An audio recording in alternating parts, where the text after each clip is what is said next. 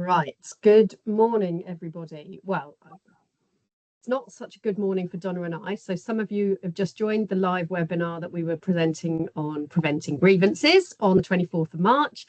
And we had a quite dramatic IT issue that cut the entire Teams meeting off. So everyone who was on the call got cut off. We all tried rejoining. It wouldn't work. IT couldn't help us quickly enough. So we have decided to record the session with just Donna and I on here, and this will be shared with everyone who'd registered for the links. Now, we appreciate that means you won't get the opportunity to add your questions in live as we go, but we will share our contact details at the end of the session, and you are very, very welcome to email either Donna or I, and we'll answer on a one-to-one basis.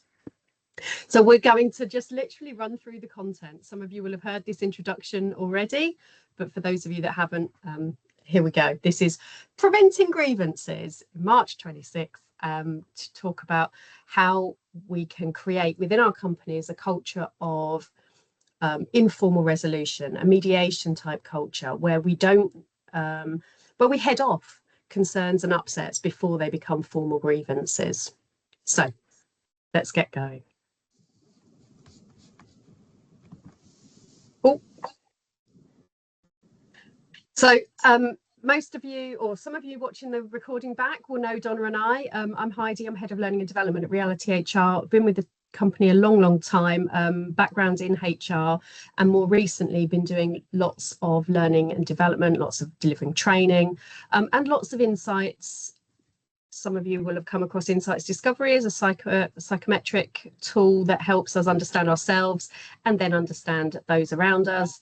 And this is particularly useful when we're thinking about preventing grievances, because we're thinking about how do we understand each other? How do we communicate with each other? How do we recognize why someone behaves differently from us, or someone behaves in a way that we find frustrating? And so Insights is a great tool for helping us to resolve conflict early and informally. It's just one of many options that we're going to talk about this morning. And I'm going to let Donna introduce the approaches she brings to this as well. So yeah, I know some of you. So I'm Donna. Again, I've been with Reality HR for a long time, predominantly in HR consultancy, but over recent years, I pick up coaching and mediation. So two different things, but with a similar approach, because they are about helping individuals understand about themselves and looking forward to solutions, rather than allowing things to build and things to grow. So we will be covering that in this morning's session as well. I also use Insights in both of those approaches, so both in coaching and mediation, to help drive the self-awareness, which we believe is one of the biggest supports in helping grievances to not grow. So what are we going to cover in the next 45 minutes or so? Well, we'll go right back to basics. What do we mean by a grievance? So the session today is called Preventing Grievances. We'll go back to basics. What is a grievance? We'll talk about what conflict is and how conflict appears, why it appears, whether we can harness that for good rather than for negative. And we'll be talking quite a lot about why we should be focusing on preventing formal grievances from escalating. We've seen across the Reality HR team over the last couple of years in particular, a real growth in the number of formal grievances that are being raised within the clients that we support, within the businesses that we work with. And in many cases, we're being asked as external HR consultants to come in and investigate and resolve those grievances, because the managers either are involved or are part of the problem, or haven't resolved the problem early enough, and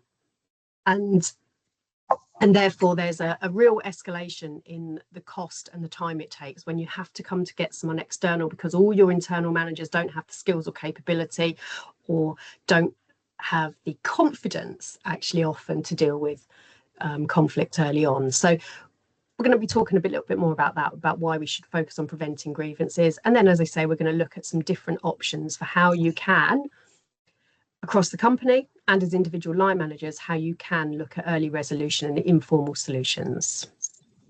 So that's the sort of outline for the next 45 minutes. So what's a grievance? What do we mean by this word? Donna, give us some thoughts here. Okay, so a grievance, the description could be really, really broad. And when we talk about grievance, we talk about grievance with a small g, which is kind of what we're talking about here. And then we talk about grievance with a big G. Now, when we talk about a grievance, it is a cause for complaint. It can be real, it can be a perception, it might be how someone views something, but it is something which is bringing a complaint, especially when it is about how unfairly someone has been treated. So, as I say, the breadth of this can be huge, but often it will come about working practices, policies, process, perceived favoritism, quality of work, the hours that people are required to work, the breaks that people might take. Smoking breaks is one that comes up quite a lot. Health and safety, whether people feel that they are safe at work, and then that can also include psychological safety increasingly. Generally, how someone feels about the workplace, how they fit within their colleagues, a whole raft of things which can come up, which employees are uncomfortable about. Now, sometimes they will be quite visible depending on people's personality.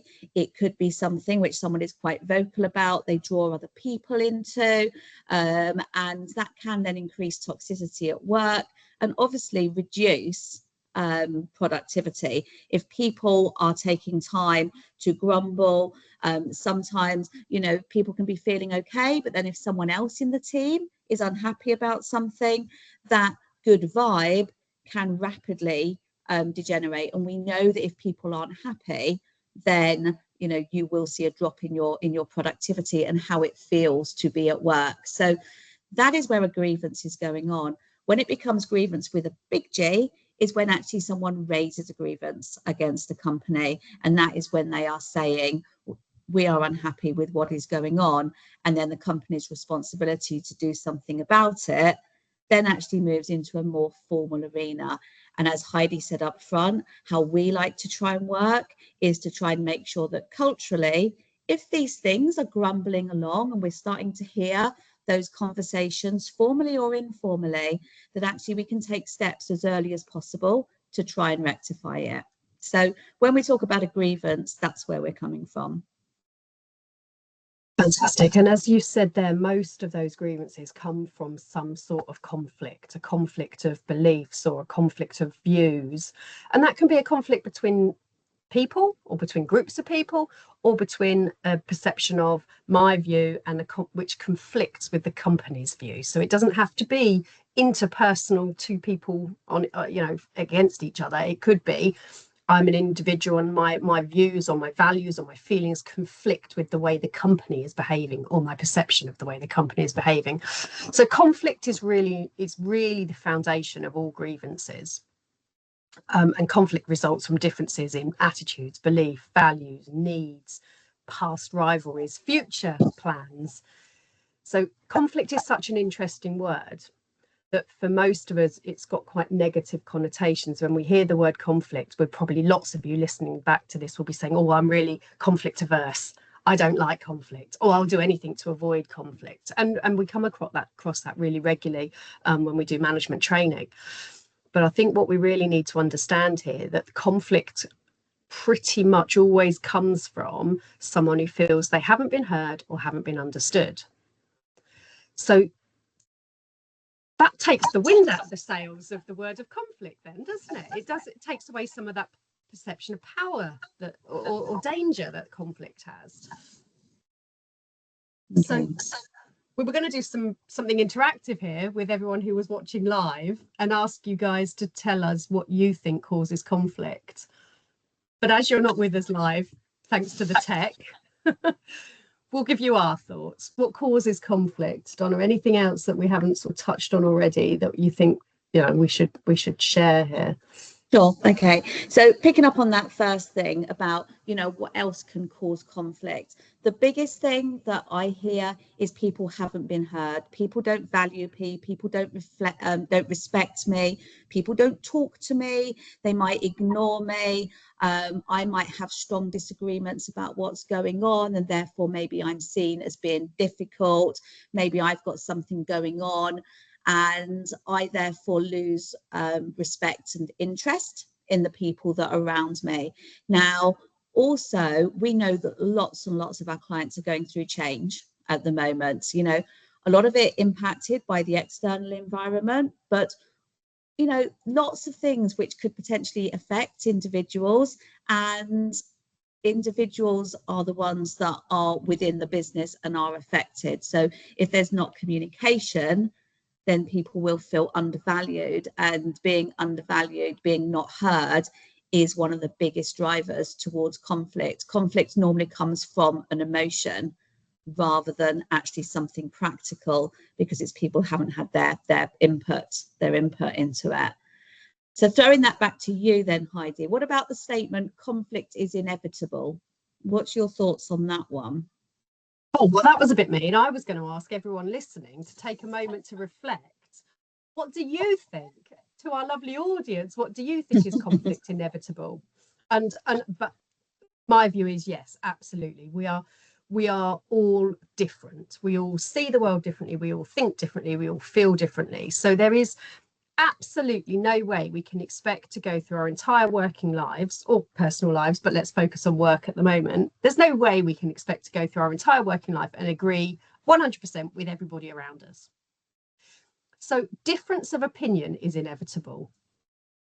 What Donna and I are going to hopefully take you through over the next half an hour or so is whether that difference of opinion becomes a positive conflict, which is a force for good, or whether it becomes a negative conflict that leads into loss of productivity, people leaving, formal grievances, employment tribunals, all the negative stuff. So difference of opinion is inevitable. How we handle it and which route that takes us is not inevitable. And there are many, many things that we as line managers, as HR professionals, as leaders and business owners, there are many things we can do to keep that difference of opinion in the positive space. So, and I've answered the second question as well. You have. And it's one of those things, this comes up quite a lot when we do insights, and where people fear conflict, fear confrontation, and maybe then don't say things which could either help resolve a situation or just help things be better. And when we talk about, I'm going to kind of like start to lean into the next one now as well. When we talk about people being different, often we feel more comfortable with people who are like us. But actually, if we could really harness the power, and this is kind of what we do in our team discovery insight sessions, we can actually harness the power of where people are different to us. That generally means they like doing things that we don't like doing. But that difference in personality can cause conflict because we either fear it or we don't understand each other. We don't take that time to listen. So actually, when we kind of look at where there might be, and I'm not sure I like the word clashing personalities, probably takes it too far for me. But if we talk about different personalities, if we can really take time out to actually understand that this is someone's way of working, not the person doing something to upset you, that conflict could actually then become really, really positive. Because if we've got lots of different types of personalities within our team, within our company, we are more likely to be able to be more creative, more agile, all those things that we're seeing that are needed in businesses going forwards. But being able to face it and just be able to say, the way that you spoke to me really upset me, because I still like to believe that the vast majority of people do not deliberately set out to cause, negative conflicts to somebody. But actually being able to pick up on something early on and talk about it means that conflict can actually be positive, because it's purely that difference of opinion. And actually, if we've got different personalities and we understand what makes someone tick and where they're coming from, that could work really, really well. If you move on to the next slide, Donna, I think we've covered a lot of this, but there's a sentence on here that I just pick up on there. Disagreements are often a sign that people care about what they do. So people who have got passion and energy and care and commitment to the company or the team that they're part of, they speak up, they speak out. And actually, we want people, don't we, who care about the company and the job and the work we do. So I think that the point here is, again, disagreements happen every day in every group. They're often a sign that we care, but we need to just learn as individuals and as managers, helping people, facilitating these conversations, to take that time to understand each other, as Donna says there. So making sure that we understand ourselves, we have that self-awareness, but that we understand others around us. And I agree with you, Donna. People don't, in the main, come to work to have arguments or be grumpy or upset people. In the main, people come to work to do a good job because they care about the job and the company, and they care about their colleagues. And sometimes that passion or energy can be misconstrued or misdirected. And actually, our role as managers, HR people, leaders, business owners, all of you guys listening on the call now, our role is to facilitate bringing those sometimes conflicting or disagree, the passion that disagrees. How do we harness that into something that makes a great team, that actually the sum of the parts is great, is greater than the whole is greater than the sum of the parts. As Donna says, when there are people in your team who are really enjoy working in a certain way, it's probably something you don't want to do. And Donna and I are classic examples of this. We work in very different ways, so we share the work out. I do the bits I like, she does the bits she likes, because they're the bits we tend to be good at. And overall, you add us together and you get a great result. But Yeah. neither of us would be able to do that on our own. But it can lead to disagreement, but it's about harnessing that disagreement in the right way. So can grievances ever be viewed positively? So could we view a grievance or a difference of opinion or some conflict as an opportunity to resolve a problem? Can we, as managers, take a step back and say, actually, knowing that someone's unhappy is better than them being unhappy, and therefore being less productive, less effective, leaving, raising a formal grievance, raising an employment tribunal claim? Yeah, absolutely. If we know about it, we have an open door and we invite people to tell us those problems. We might roll our eyes on the inside when someone comes in, oh, so-and-so's stolen my sandwich out of the lunchroom. Those gripes and grumbles, we might be rolling our eyes and thinking, oh God, do I have to really get involved with this again? But actually, that early on conversation is the point we need to be going, oh, okay, we've got a bit of a disagreement here. How can we resolve this? How can we harness people's passion and energy in the right way? How can we, as leaders, facilitators, managers, adopt that proactive and positive attitude, looking for a solution that makes everyone happy, looking for a win-win solution? When we're in these early stages, we have every opportunity to find a win-win. With this number 4 here says, aim for early resolution using informal processes. We can get win-wins at this stage. I think we're going to use the words win-lose later on when we talk about formal grievances. Yeah. So actually, it's really important to be thinking, well, we could, if we are harnessing this right early on, get that win-win that everyone ends up happy. And I think, Heidi, using your example of the sandwich, which, often we will see things come to us which seem really, really low level, but often there's something going on underneath. And it's not actually about the sandwich, it's about what's happened prior to the sandwich being taken from the fridge, if we're going to go with that example. Now, when we kind of look at this, and we kind of look at this 1 to 4, then it seems doable. So we're going to kind of pick up on some of the things that we need to think about to enable this to happen, and why are we going to do it. Now, focusing on preventing formal grievances, there are so many reasons to do this. Even if we look very simply at business versus the individual and how the individual feels about it. For a business, ACAS, and this is a conservative number, they think that it's costing UK businesses £28.5 billion annually through grievances. The number of grievances is increasing. There's lots of reasons around that. We blame AI in part because now you can go and ask Copilot or ChatGPT to write you a grievance letter, and you can kind of sit behind the scenes and you can make that happen. So the number of grievances continues to climb, and most companies will use their grievance process. You're legally required to have a grievance process, and that seems to be the default. So the informal approaches isn't happening, which means it's costing your business more, but also for your people that you employ. At the heart of most businesses, your people cost is your most expensive cost. So actually, if your people are working well for you, then actually you've got good productivity going on. But what are the reasons? We've just got a few here. The main reasons for focusing on not getting to that formal grievance stage.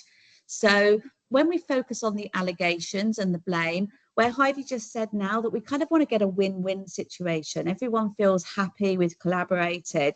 If we're in a formal grievance situation, there's going to be a win or a lose. If someone is raising a grievance, then there's either going to be the grievance is upheld or the grievance isn't. So it's a win-lose situation, which then makes it much trickier to move forward from. Damage to workplace culture. Now, we know that if employees are happy in the business, they will be more productive, and we want a great workplace culture. We want people to be creative. We want people, to want to do the best for the business. And if people don't feel that they can speak up, if they don't feel heard, if they feel that they've got these ongoing grumbles and no way to share them apart from going down a formal grievance, then that is going to upset the workplace culture. Grievances do take quite a long time to resolve sometimes, particularly if they are something that's been building. So even if we just kind of look at the time that you have to take doing an investigation, the time that you have to take to have the hearing, that's the direct time. You've kind of got the stress that carries. It's not something that most managers like to do. It feels uncomfortable. But in the meantime, you're also looking at the distraction that causes to you running your business, to making things happen. And some of the ACAS figures show that productivity can drop by up to a third when there's a grievance going on. So that, is potentially cost impactful, as well as the impact that it's having on the people that you employ. And with that as well, as Heidi mentioned, we're seeing an increase in the support that we're providing around grievances, because often businesses can't support doing that. They don't have the time to be able to do that, or often they don't have the right levels of people to be able to do it. So actually, when you're managing a formal process, that can be much higher than actually taking some proactive steps and nipping it in the bud before you end up having to deal with a grievance. So time I've talked about. Risk of tribunal claims, again, this is climbing, and with the new Rights Act coming in, there's lots of rumours about how this is going to continue to grow and impact on businesses. But the risk of tribunal claims, again, that is a real time stealer. If someone brings a tribunal claim against you, the amount of time that takes to try and resolve, as well as the fact that is then public knowledge, so people will see what your business is going through. So tribunal claims are something that you want to try and avoid by doing your preventative steps up front. And then the final one on here as well is about your ongoing outcomes that you will get from it. So if you are going through a formal grievance process, your outcomes that you'll get going forward are less so than actually if you take an informal process and then have a collaborative approach to come out of it and move forward. Now, there'll be lots and lots of variations of these reasons about why doing it, but we just kind of wanted to pull out the key ones as to why we wanted to do this webinar today, just to get you thinking about how you can prevent these time stealers, these risks to your culture, these risks to your productivity. I think it's worth just interjecting there that there are some issues that you have to use a formal grievance procedure to resolve. Some more serious allegations around bullying or harassment, you might find that actually you take some HR advice, you discuss it with the senior team, and you decide that we must use the formal grievance procedure here, and then we must also use formal disciplinary processes if someone is found guilty of that misconduct.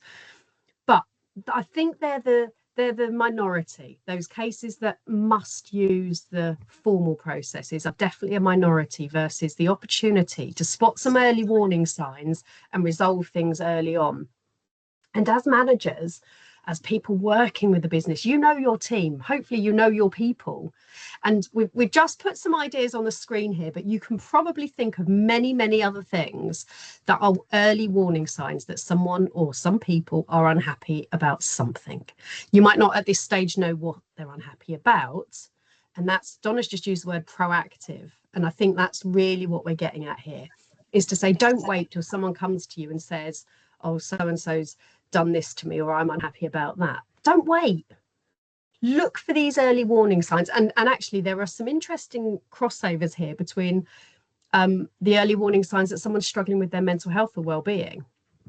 And you might not know what the problem is, but if you notice a change in someone's behaviour, the tension at work's building. You know, sometimes you walk into a room, you can feel you can cut the atmosphere with a knife. Maybe you've got someone who used to come to team events, used to be sat with people at lunch, used to come to the socials after work, and now they don't. That change in behaviour is really important to recognise, to notice it, take note of that, and then go and have a conversation with them. Any change in behaviour, really, where maybe someone's started having more absence, making more errors in their work, maybe being late more frequently. Your early conversation there is to find out what's led to that. You might at some point need to come in with a performance improvement plan, or you might at some point need to come in with a disciplinary process for misconduct. But actually, what we've got here is an early warning sign that says, why is this happening? And if you are the line manager and you're cognizant of those changes, you may well be able to head off what could be a very tricky formal process in the future. So looking out for changes in behaviour, looking out for drops in performance, drops in attendance, looking out for people not joining in anymore, looking out for cultural shifts, the feeling in the office, the feeling when you're on Teams. Do people still have a social chat when they join a Teams call, or do they go straight into work? There's all sorts of things that you need to be looking out for.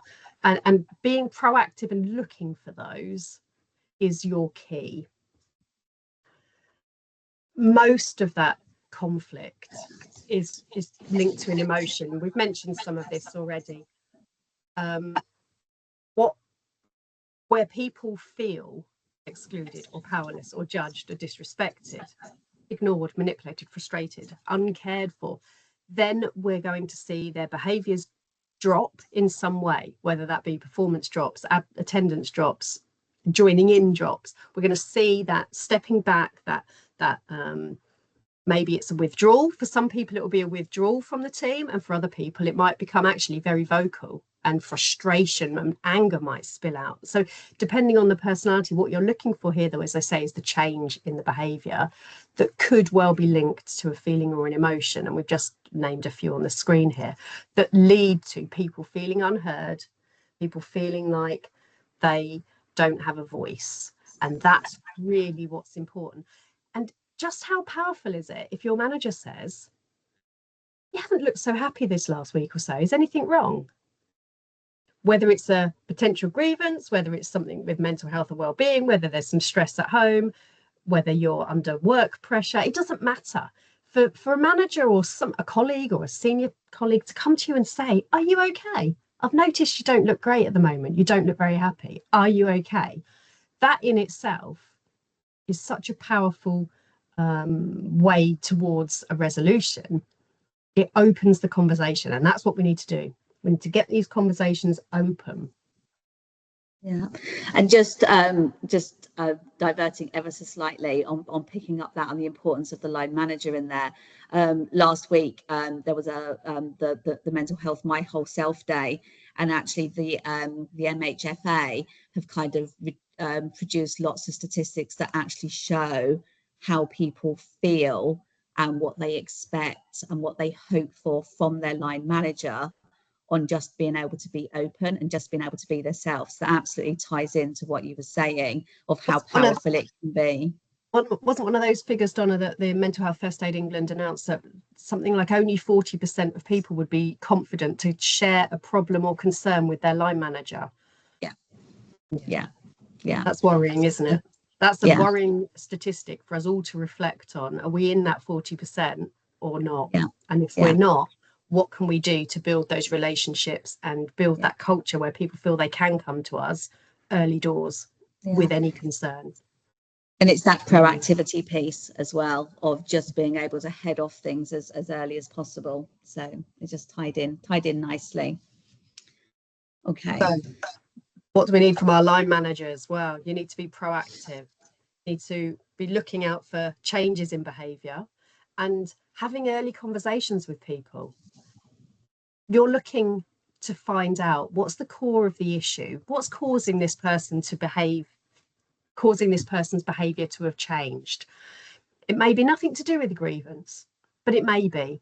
It may be nothing to do with their mental health, but it may be. It may be nothing to do with anything that you can fix. But again, just having that conversation, talking it through, giving them space to work it through and explain it to you, giving them a safe, psychologically safe space where they can tell you what's going on for them.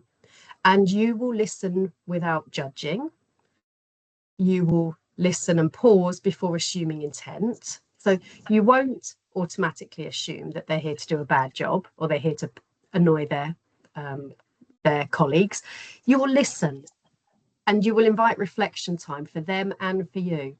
So tell me what's making you behave that way. Tell me why that's causing that. Tell me what else at work is impacting you. And then taking the time for you to reflect as well before you judge or jump to a conclusion or jump to a formal process. So here's the point here. Lead with people, not policy. So caring about each of your team members as an individual. Yes, we have to know what the policy is in the background of our minds. We need to know where this goes if we can't resolve it informally, but actually, let's look at people first. Let's not worry too much about the process at this stage. Now, name tension or observations kindly. Donna, that's a really interesting sentence to me. Name tensions kindly. Well, how do we do that in the real world? Any examples off the top of your head, or any? I've put you right on the spot there. But what do we mean by name it kindly? Okay, so sometimes when something will be brought to our attention, someone might say, someone is being really rude to me. So if we're having a conversation and you say to someone, I thought you were really rude to Fred, that is automatically either going to make someone feel more overwhelmed, get defensive. Mm-hmm. So it's actually talking more about what was it, because rude, and again, this is about perception. Some people might be fine with the word rude. I'll use that because if someone said to me that I was rude, it would have an impact on me. But if someone kind of said, I noticed that you didn't listen before someone finished the sentence. So if we can describe the behavior, or we can describe what we saw, but without labeling it. Because if we put a label on something, if I say, Heidi, you're rude, you can immediately respond and go, no, I'm not. If I say, Heidi, you seem to want to speak up quite a lot in that meeting, then you might open up to me and kind of go, well, no one was letting me speak, or such and such always gets to speak. So we can actually explore what was going on before jumping to the conclusion of what we have seen. So it's how we open those conversations. That's a fabulous example. So describing what we've seen or inviting reflection on how things are going, rather than labeling a behaviour as rude or racist or whatever it is we're having the conversation about, because actually there's judgment in those labels. or it feels to the person on the receiving end that there's judgment in the labels. I just want to add something on there, because this is sometimes something that people will say. It's not that we're saying that we're excusing bad behavior, it's not that we're excusing how people should treat each other, but actually what you want to try and do is find a solution, not blame them for what's going on.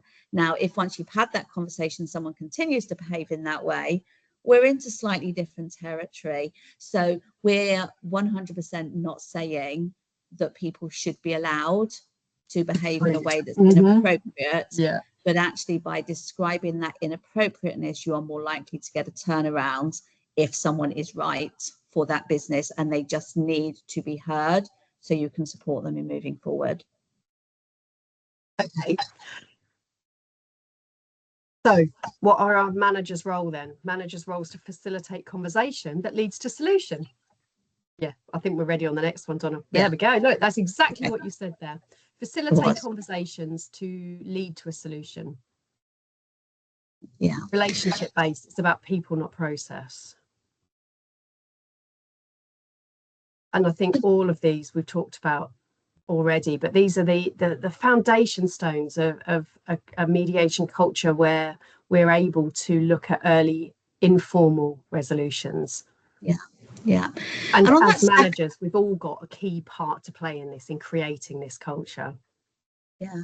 I just wanted to add something on that second point about relationship based, not process driven, because I increasingly hear that almost managers are encouraging, is probably too strong a word, but really stating that the grievance policy is the way to go. Now, there's nothing wrong with that legally. There's nothing wrong with that. But sometimes some instances are serious enough that need to go straight to the formal grievance procedure, but it shouldn't be the default. And it's why do we go down that approach? And I often when I'm talking about conflict or confrontation with people, I think most people would be happy to go into a conflict situation if they knew that they would come out at the end and we'd all still be friends and everything would be okay. But I think it is this fear, going back to one of your very first points, that conflict is this word that's seen negative and full of exhaustion and things like that. And I do wonder, when we think about our managers, whether sometimes having to have that conversation just feels quite confrontational and they're just not happy to deal with it. So I think on here, when we think about the role of a manager, it's really important just to kind of reflect and think, what stops me doing it? Is it fear? Is it I don't know enough about the law? Is it I don't know what to do? But actually understanding what stops you from going in and having those conversations, because even though that might feel hard, it's less hard than if you find yourself having to either run a grievance, be interviewed for a grievance, or worst case scenario, finding yourself in a tribunal for 3 days. So it's just thinking about that. So just an observation on that point. But mediation culture really is about making sure that we can resolve things as easily as possible, and at all levels we're aware that that's what we're trying to do. I think we've talked about this. We've mentioned a few times, haven't we, that the serious misconduct needs a formal grievance, not mediation. But talk us through the times when mediation would be helpful. Yeah, no, absolutely. And on those serious ones, sometimes that might not even be a grievance, because if you've become aware of it as a manager, then you're into disciplinary territory. So still a formal. But again, if someone feels that they can't speak up, and the first time you find out about something serious that is happening is via a grievance, there's always a piece to kind of look back at that and think, why could you not raise that in the first instance? So when we talk about these proactive approaches, we talk about these informal approaches, that in no way precludes someone from being able to use a formal process. If none of that works, or you feel that it's not going to work, you have that legal right, and that is why the formal parts are in play to support. When we talk about formal mediation, a formal mediation is where you bring in an external person. So I'm a trained mediator, so I wouldn't be able to be involved in a situation where I knew either party. So I wouldn't be able to mediate if I was a line manager and there was an issue with an employee. So formal mediation is where it goes beyond just being able to have a chat and be able to kind of try and find a solution. So formal mediation can be used for relationship breakdowns. It's probably the most common one that comes up, if I'm honest. These personality clashes, which are often related to the relationship breakdown, it depends where it's come across. Communication problems, a biggie. It's that perception that someone feels that someone's talking down to them, doesn't listen to them. Team tensions, as Heidi was saying, when that vibe just changes, things aren't getting done because the right people can't work with the right people. And that could be a challenging process. It could be challenging ways of working. And with so much change happening right now, team tensions are likely to be higher. And actually, if you and your team are so close to it, you might need an external person to kind of look at it and be able to pick it apart. And then, as we've said, serious misconduct, we wouldn't normally go into mediation. Now, the only difference to that is if there has been a serious disciplinary or something like that, sometimes formal mediation can be used for the moving forward part for rebuilding relationships. But yeah, when it's something which has seriously gone wrong, we wouldn't look at mediation in that part. So what is formal mediation? This is kind of a step where you would have someone who is completely neutral. They have no skin in the game whatsoever. They will not judge the situation, and they're not about proving whether someone is right or someone is wrong. And that, I think, is the biggest difference between if we talk about mediation, where it's a win-win, and a grievance, where it's always going to be a win-lose. Someone has raised a grievance, it's upheld or it's not. There's an outcome where one party feels that they had the power over the other. Whereas with formal mediation, it is about achieving a mutually acceptable agreement where both parties arrive at that and they come to that solution and agree what they're going to do going forward. So it's very future focused as well. There's a defined framework about how it works and how both parties are heard. Going back to something Heidi said earlier on, one of the biggest forms of conflict is that people don't feel heard. They don't get the opportunity. And when you're in formal mediation, there is an opening meeting where both parties get to say what it is that is troubling them and what they want to happen. It's voluntary and it's confidential. So voluntary, both parties have to want to do mediation. Both parties have to want to find a way forward. If they don't, it can't proceed. Either party can also drop out during the mediation process. In that case, we would normally look to see why they want to drop out, but it is completely voluntary. And it is also confidential. So as I said, if you go into mediation, it doesn't mean that you can't use a grievance if you still feel that you're not being treated fairly, but you can't use the content from your mediation as part of the grievance because it is without prejudice.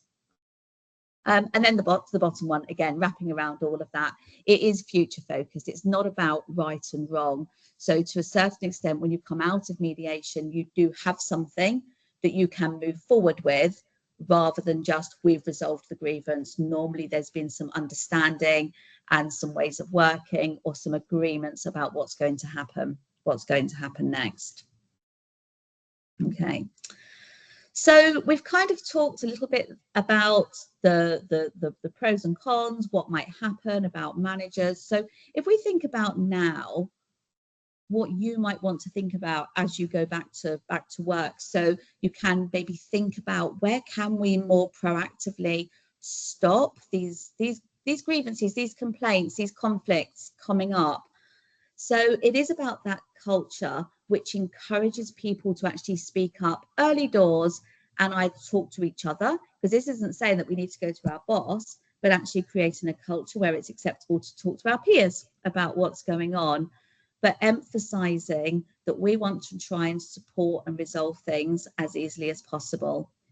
Now, you might want to consider putting a compulsory mediation step into your grievance process. So actually, you know, most policies will say that we'll try and inform things, but actually you might say that we will want to go to mediation before grievance, or we might want you to consider going to mediation beforehand.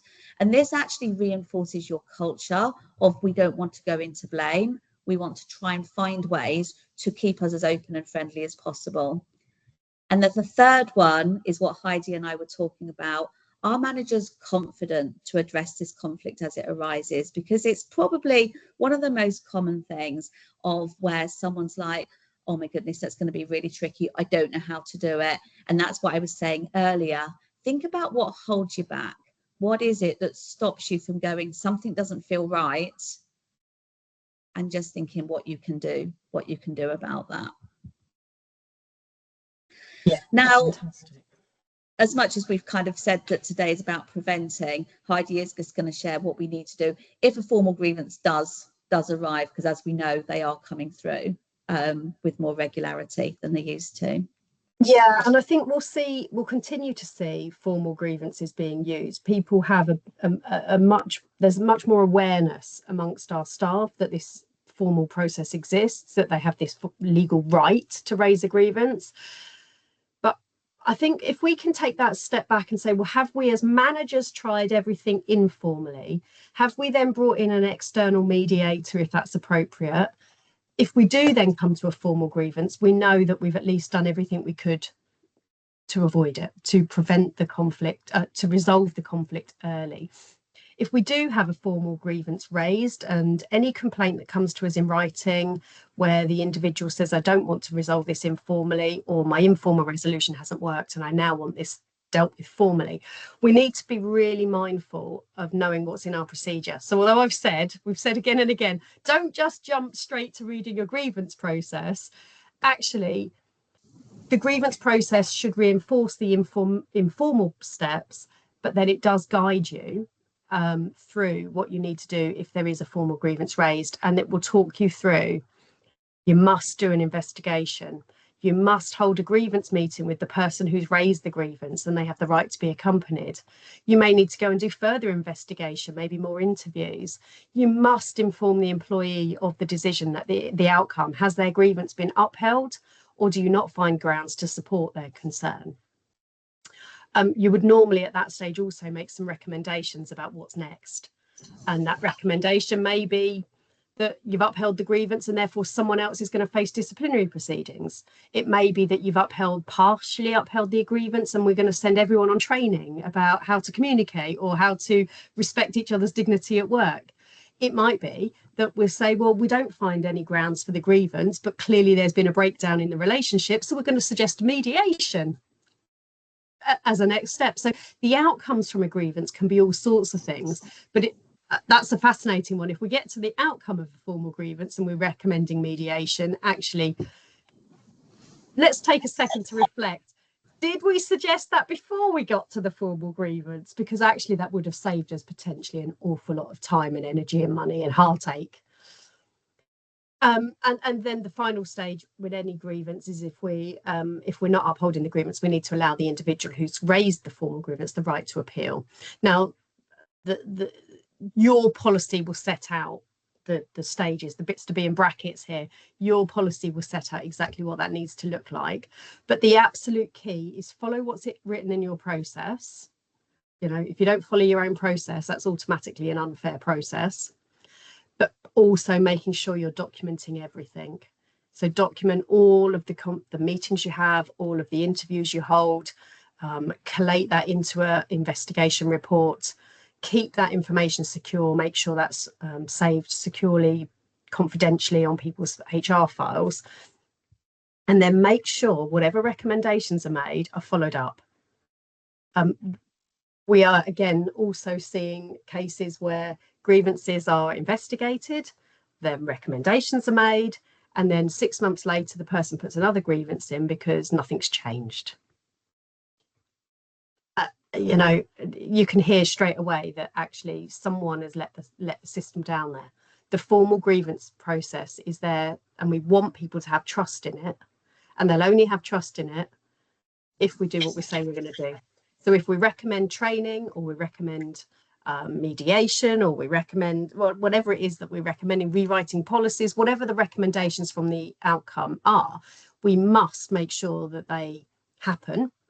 And then again, as the line manager, it's really useful to go back and just check in with that individual, just during normal one-to-ones or quarterly reviews, whatever system you have in place. But just check in with that person. How are things? How are you getting on? How's the atmosphere in the team? Is everything okay? So again, showing people that they have a safe space to speak up informally, early doors, proactively, if there's something wrong.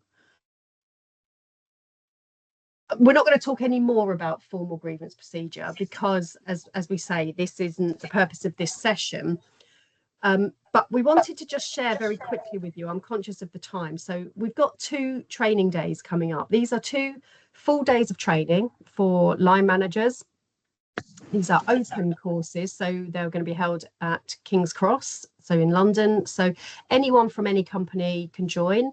They're suitable for line managers at all levels. So those of you that may be brand new to managing, we often have team leaders stepping into their first management role coming, but they're also suitable for people who maybe have been a manager for many years but not had any formal training, or maybe it's a long time since you've had to do any of these formal processes and you're not feeling confident about your knowledge. The 2 days they stand alone. You can come to one or the other, but actually they really complement each other well. HR Essentials for line managers gives you the processes. What do we need to know to run a grievance investigation, a disciplinary investigation? What do we need to know to do a return to work interview or to do an appraisal? So they're the kind of process parts. And then People Essentials, the second day there, really takes those processes and says, well, how do we do them? What are the communication and interpersonal skills that we need? There's a bit about managing conflict, resolving conflict. There's a bit about influencing. There's a bit about that interpersonal communication, all in day 2. So they really do complement each other well. You can see that the QR code on the screen there, if you scan that now, that will take you directly to our website, which has got all the information, dates, times, costs, etc. But if you've got any questions about whether that's training would be suitable or whether it would meet your training needs, then just drop Donna or I a note. We'd be really happy to chat about training or any other questions at all. I'm not sure if our email addresses are going to be on the next slide. Oh, there is an email address on the next slide, which is info@realityhr. You can use that one, or our email addresses are really simple. It's heidi@realityhr.co.uk or donna@realityhr.co.uk. So we're very simple to get hold of. We'd be really delighted to have any thoughts or feedback or any questions from anything we've covered today. And again, an apology for our IT hitch right at the start. So hopefully this recording is useful and we've covered the same content. We've just done it without a live audience. Excellent. Thank you very much, everybody. I hope that's given you lots to think about. And you might want to, when you're going through it, count how many times we use the word proactive. I could hear myself saying it over and over again. Live by it. Thank you. Goodbye. Super. Thanks, everybody. Bye-bye.